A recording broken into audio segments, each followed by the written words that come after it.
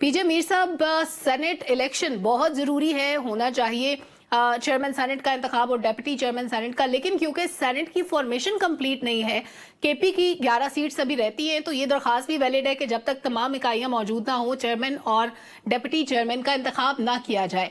Ideally होना क्या चाहिए और इलेक्शन कमीशन की तरफ से क्या एक्सपेक्टेड है आपके ख्याल में कि ये इंतखाब होने दिया जाएगा या इसको भी रोका जाएगा? आइडियली मैं सलमा ये तो कहूंगा कि आइडियली इलेक्शन सारे दोबारा कराएं, क्योंकि आपका एक जो जनरल इलेक्शंस है उसको आपने फास्ट कर दिया है।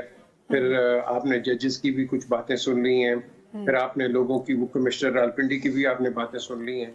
तो बेसिकली ये इलेक्शंस जो होंगे ये क्या होंगे, आप इस पे कितना एतबार करेंगे, क्या करेंगे। बहरहाल इलेक्शंस हो गए और जिस पे बड़ी मैं समझता हूँ कि 70 के बाद this would be the only election जो कि सबसे ज्यादा टेंटेड पेंटेड एंड उसके बाद सेंटेड।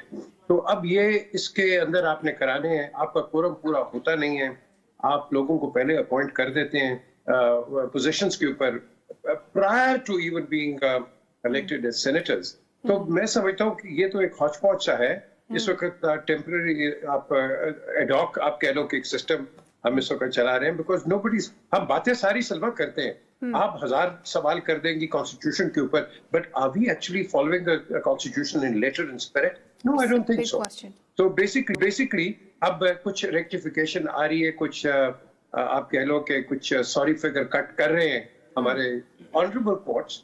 सो लेट्स सी कि आगे क्या होता है। बट ये जो इलेक्शंस हैं, trust me, they will go the same way as any other election. So you know, don't bank on it कि ये इलेक्शन चेयरमैन जो आ जाएगा वो बड़ा कोई तीर मार देगा, ये कुछ हो जाएगा, कीमत कम हो जाएगी। Forget all of that.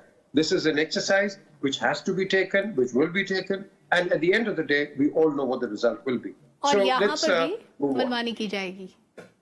बिल्कुल, absolutely, there's no question about it. ठीक है मीर साहब, इत्तेफाक राय के लिए जरूरी होता है कि दोनों फरीक तलखियां बुला दें, मामलात जो पुराने थे उनको छोड़ दें और आगे बढ़ने की सोचें।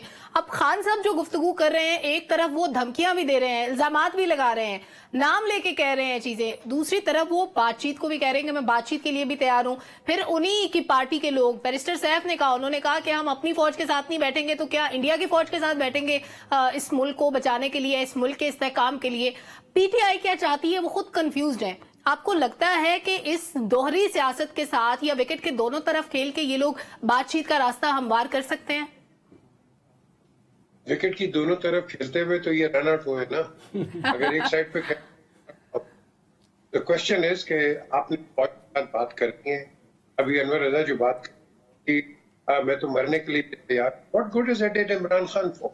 I mean if he is dead, he is dead at the end of the day. So what good is it to the people जिनको represent करते हैं? True. ये defeatist attitude है। आपको मिलके बैठ के बात करनी है। पॉलिटिक्स के अंदर आप दफ्तर बंद नहीं करते हैं, आपने बैठ के ही आगे करना, पूरी दुनिया के अंदर होता है। तो अगर आप बात नहीं करेंगे तो then you're talking like a dictator. You cannot be a dictator जब आप डेमोक्रेसी को तरजीह देते हैं। तो डेमोक्रेसी के अंदर तो बात करने की बहुत एक सिलसिला होता है। लेकिन यहाँ whether it is Imran, या PMLN or PPP parties, I don't think they're all interested. अगर इनको किसी को डेमोक्रेसी का आया होता तो फिर ये जो पीटीआई के साथ हुआ है तो फिर हो जाते ना, डेमोक्रेसी को यहाँ सपोर्ट करते। ये तो देखते हैं कि अगर नून नीचे है तो उसके ऊपर चढ़ जाओ, अगर पीपल्स पार्टी है उसके ऊपर चढ़ जाओ, आज पीटीआई है इसके ऊपर चढ़ जाओ। ये तो सारे बैठे हैं पार उसके अंदर कॉरिडोर्स के अंदर आने के लिए। They are not interested in democracy at all. अगर डेमोक्रेसी आपको चाहिए तो then you support the democratic parties and support the democratic process. आप तो पर्सनालिटीज पे आ जाते हैं हर जगह। पीटीआई उनके ऊपर आए, ये उनके ऊपर आ गए, एंड आपने एक दंगल बना दिया यू नो वर्बल डायरिया का। The question is you got to get out of this rut. ये रट आपने कब से चलाई हुई है? 70 से आप ये चला रहे, बल्कि क्या उससे पहले भी आप चलाते रहे। तो क्या इसी आप बेसिस के ऊपर अपने सिस्टम को कहेंगे, एक तरफ डेमोक्रेसी, दूसरी तरफ डेमोक्रेसी।